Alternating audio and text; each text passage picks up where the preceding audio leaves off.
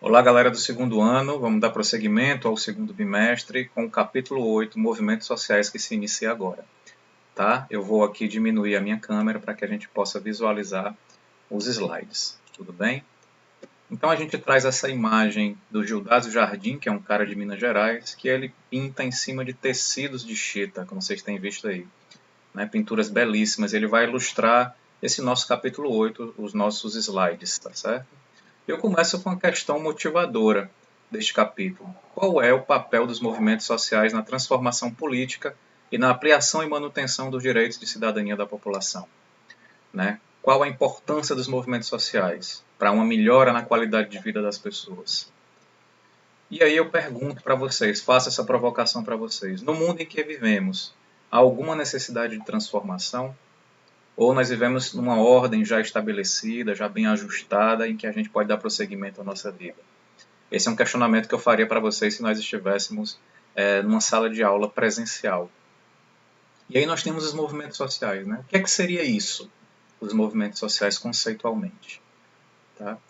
Em geral, as pessoas consideram os movimentos sociais sobre apenas um ponto de vista, sobre uma perspectiva, que seriam das reivindicações. Mas os estudiosos de movimento social, e é um campo de pesquisa muito amplo, né, dentro das ciências humanas e sociais, eles levam em conta outras dimensões dos movimentos sociais, que tem a ver com crenças, com valores, com história, diferenças internas entre eles, bem como suas ações e práticas sociopolíticas. Então, os movimentos sociais eles são singulares, eles têm suas características singulares, né, pautados nessas dimensões que eu trago aqui para vocês. Então, movimentos sociais são ações coletivas, tá certo? Ele foge de uma perspectiva meramente individual, particular, para uma ação coletiva, tá? Eles são relativamente permanentes, né? Eles existem no decorrer do tempo e se constituem como importante instrumento de transformação social e da efetivação da cidadania.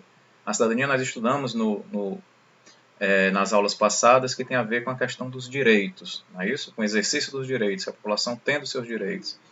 E o movimento social reivindica direitos até então não reconhecidos ou não garantidos plenamente pelo Estado. Então ele tem essa força, esse movimento, né? Essa característica. E aí esses movimentos, gente, eles podem ser classificados pelo caráter de suas ações. Né?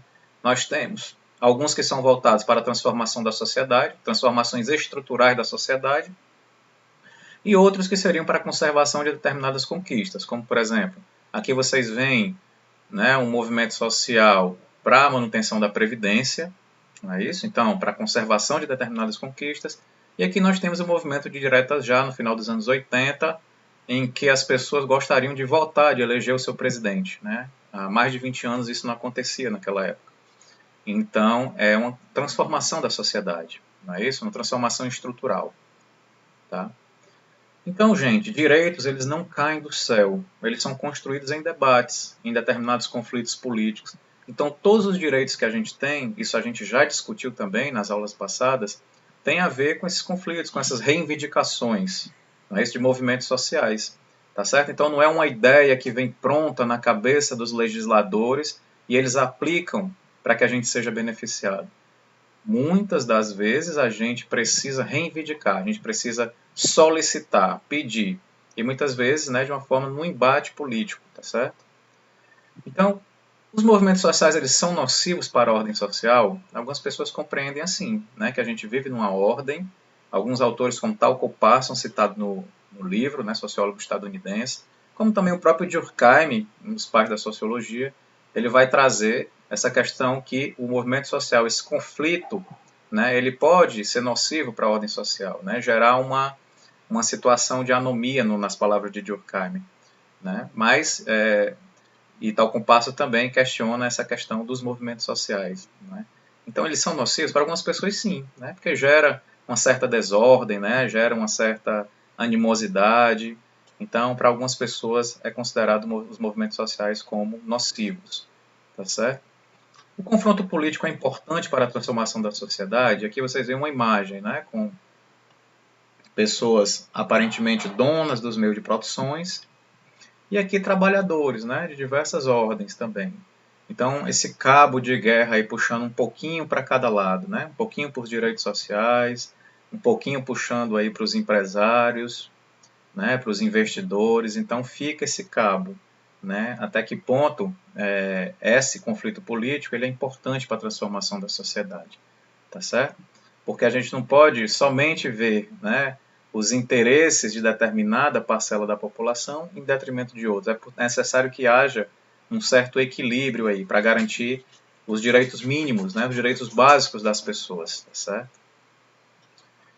Em geral, né, os movimentos sociais envolvem conflito político e podem ter relação de oposição ou de parceria com o Estado, né? Então, muitas vezes ele pode questionar o Estado em algum direito que não está sendo assistido, como pode auxiliar o Estado, né, permitindo que outras pessoas acessem determinados direitos, como muitas organizações não governamentais, as ONGs, conhecidas como ONGs. Né?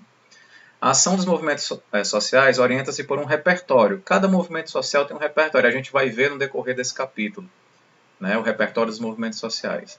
O que é isso, o repertório? Né? São meios através dos quais chamam a atenção para a sua causa, né? Ou os que usam na luta para transformá-la em realidade. Tá? Aí nós temos as greves, as passeatas, né, bem comum, panfletagens, estão entre as práticas mais comuns dos repertórios de diferentes movimentos sociais.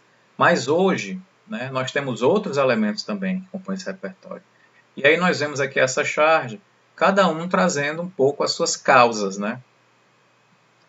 As classes unidas, não queremos aumento, passe livre já, temos fé na redução, transporte sem preconceito. Então essa charge ela vai mostrar a multiplicidade de causas que existem nos movimentos sociais, né? As multiplicidades de causas que os coletivos eles se colocam para reivindicar, né? Então ele faz aqui essa brincadeira com as várias causas que existem dos movimentos sociais, né?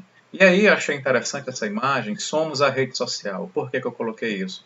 Porque a rede social ela tem sido utilizada também para organizar movimentos sociais, né? Colocar suas pautas, as suas reivindicações, tensionar nas redes. E aí essa faixa aqui nesse movimento que vem em 2013, né, onde teve aquela grande mobilização nacional, não é? Coloca aqui, somos a rede social, né? Porque também faz esse trocadilho, porque a rede social também é a nossa rede de convívio, né? A nossa rede, os nossos laços sociais, a gente compõe uma rede social. Rede social não é somente Instagram, Twitter, YouTube, né? Mas aqui eles fazem esse trocadilho mostrando que as pessoas não estão só nas redes sociais, elas também estão na rua, elas também estão aparecendo. Tá? Então, é uma forma também, é um repertório, é um meio que os movimentos sociais eles têm se colocado na atualidade. Tá? Os movimentos eles lutam por causas que vão além dos interesses particulares, certo? Tem essa característica. Seus objetivos, quando eles são alcançados, né, por exemplo, a aplicação de direitos, que são vários que a gente tem observado, inclusive o direito à educação, da qual nós estamos usufruindo agora, transformam a vida de muitas pessoas, além daquelas envolvidas diretamente na ação. Então, quando há uma ação de reivindicação e essa reivindicação ela é acolhida pelo Estado, muitas pessoas se beneficiam disso. Então, por exemplo, quando teve uma greve na UES, os professores e estudantes reivindicavam uma melhor estrutura física, né, um melhor apoio estudantil. Então, isso nem era todo mundo que participava das atividades da greve.